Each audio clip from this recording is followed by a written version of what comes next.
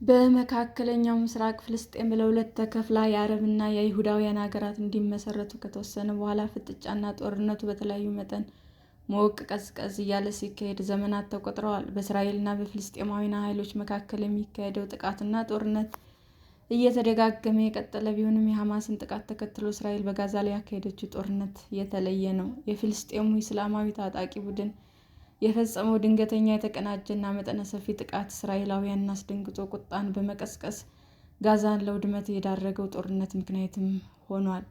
ሐማስ መስከረም 26 2017 ዓ.ም በእስራኤል ይዞታዎች ላይ በሺዎች የሚቆጠሩ ሮኬቶችን ከማዝነብ ባሻገር ከሌላው ጊዜ በተለየ ታጣቂዎችን ወደ ግዛቱ አስርጎ በማስገባት ከባድ ጉዳትንም አድርሷል። እስራኤልን ባጸፈው በጋዛ ሰርጥ ላይ ተከታታይ ከምድር ከአየር እና ከባህር መጠን ሰፊ ወታደራዊ ዘመቻን በማካሄድ ወደ 50,000 የሚደርሱ ፍልስጤማውያንም ከመግደሏ ባሻገር ከባድ ውድመትንም አድርሳለች። ለመሆኑ ለዚህ የፍልስጤም-እስራኤል ፍጥጫና ጦርነት መነሻው ምንድን ነው?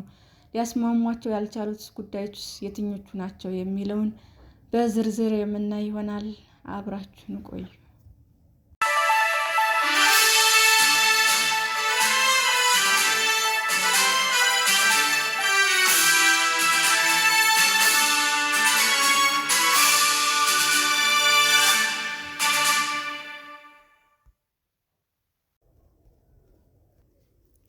የፍልስጤም-እስራኤል ግጭት እንዴትና መቼ ጀመረ?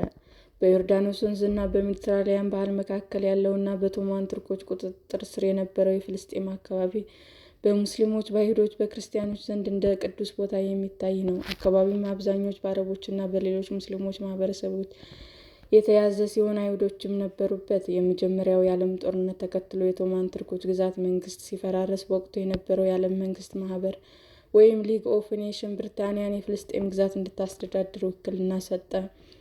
በተለያዩ ጊዜያት ብሪታንያ በአካባቢው ላሉ አረቦችና አይሁዳውያን የሚፈልጉትን እንደምታደርግ ቃል ብትገባላቸውም አንዱንም ባለመፈጸሟ ቅሬታና ውጥረት ተፈጥሯል። አረቦችና አይሁዳውያንም በየበኩላቸው ፍላጎታቸውን ለማሳካት ጥረት ሲያደርጉ፣ በአረብ ብሔርተኞችና በአይሁድ ጽዮናውያን መካከል ያለው ፍጥጫ ተባብሶ በሁለቱም ወገኖች በኩል ባሉ ታጣቂዎች መካከል ግጭት ተከሰተ። በዚህም ወቅት በአይሁዳውያንና በአረቦች መካከል ግጭቶች እየጨመሩ ሲመጡ በብሪታንያ አስተዳደር ላይም ተቃውሞ ተጠናከረ።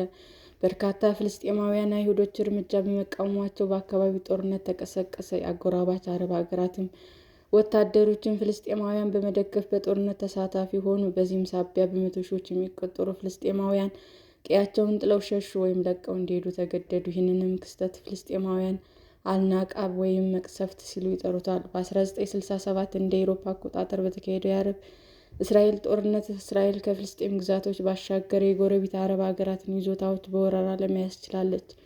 ለ6 ቀናት በተካሄደው ጦርነት እስራኤል በዮርዳኖስ እጅ የነበረውን ምስራቃዊ የኢየሩሳሌም ክፍል፣ ግብጾች የያዙትን የጋዛን ሰርጥ፣ የሶሪያን አብዛኞቹን የጎላን ተራሮችና የግብፅን ሲና ባህረ ገብ መሬትን በእጇ አስገባች። እስራኤል እንዴት በመካከለኛው ምስራቅ ተመሰረተች? በአይሁድ ትውፊት መሰረት አሁን እስራኤል የምትገኝበት ቦታ እግዚአብሔር ለአብርሃምና ለዘሩ ቃል የገባው ምድር እንደሆነ ይታመናል። አካባቢው በጥንታዊ ዘመን በተለያዩ ኃይሎች ተወሮ የቆየ ሲሆን ስፍራውን ፍልስጤምን ብለው የሰየሙት ሮማውያን እንደሆኑ ይነገራል። ከዚህም በኋላ በተካሄዱ ወረራዎች እና ማስገበሮች በአካባቢው በርካታ ለውጦች ተካሂደዋል። እስራኤልና ፍልስጤም ያሉበትን የመካከለኛው ምስራቅ አካባቢ የሚቆጣጠሩ የነበሩት ኦቶማን ቱርኮችም በመጀመሪያው የዓለም ጦርነት ሲሸነፉ አካባቢው በብሪታንያ ቁጥጥር ስር ገባ። መሬቱም ብዙኃን አረቦችና አናሳ አይሁዳውያን የሚኖሩበት ነበር።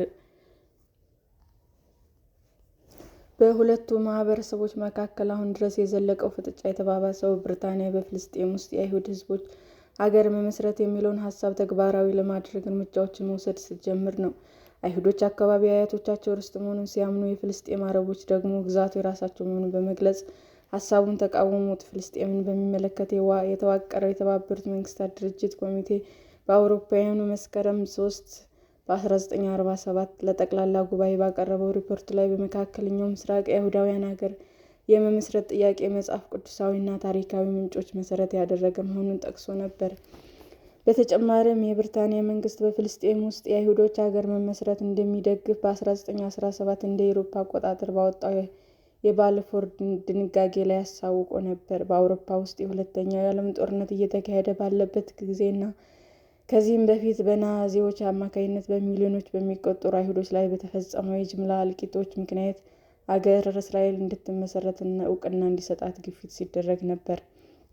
በአረብ ብሔርተኞች እና በጽዮናውያን እንቅስቃሴ አራማጆች መካከል ያለውን መካረር ለማርገብ ያልቻለችው ብሪታንያ ጉዳዩን ወደ ተባበሩት መንግስታት ድርጅት ወሰደችው።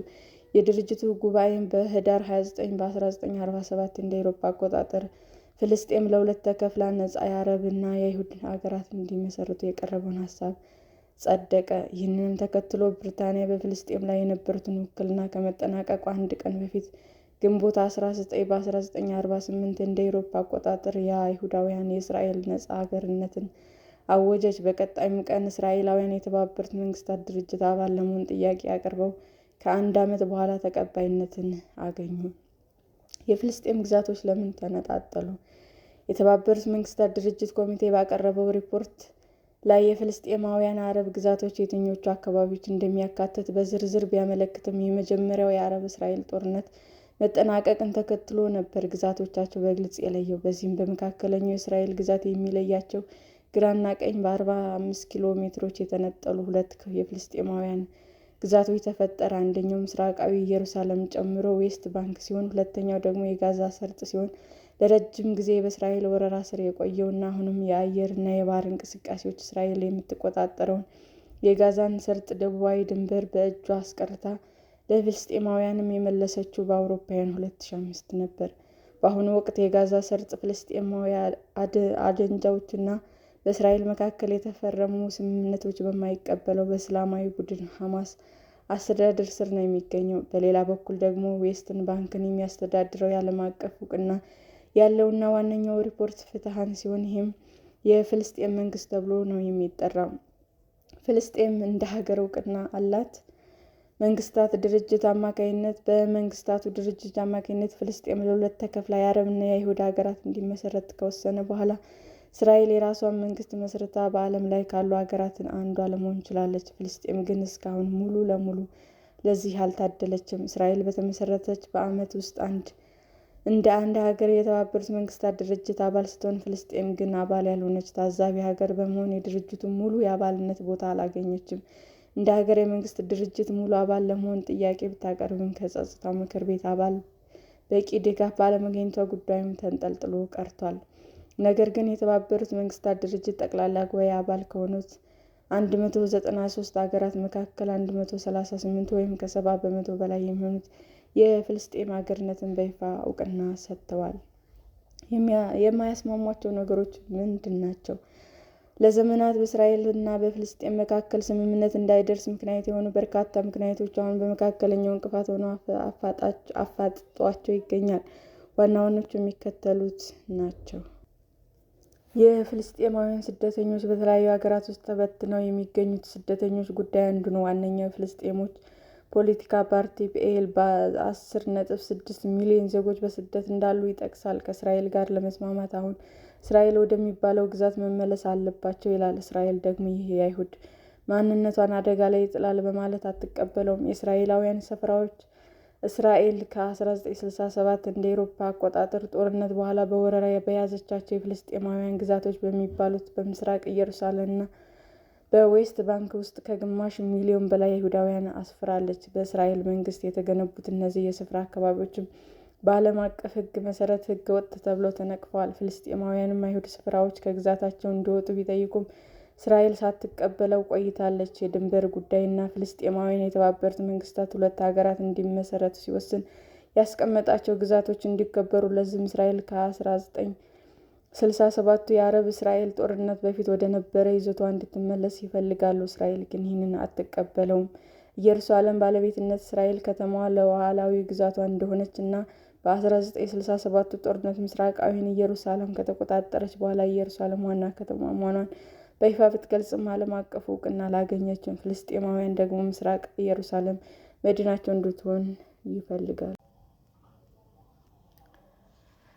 ክቡራን የዩቲዩብ አድማጮቻችን ለሰዓቱ ያቀረብኩላችሁ አጫጭር መረጃዎች ይህንን ይመስል ነበር። በሌላ መረጃ እስክንገናኝ ሼር፣ ላይክ፣ ሰብስክራይብ እንዲሁም ቢቀርብልን የምትሉት መረጃ ካለ ኮመንት እያደረጋችሁ ቸር ቆዩን።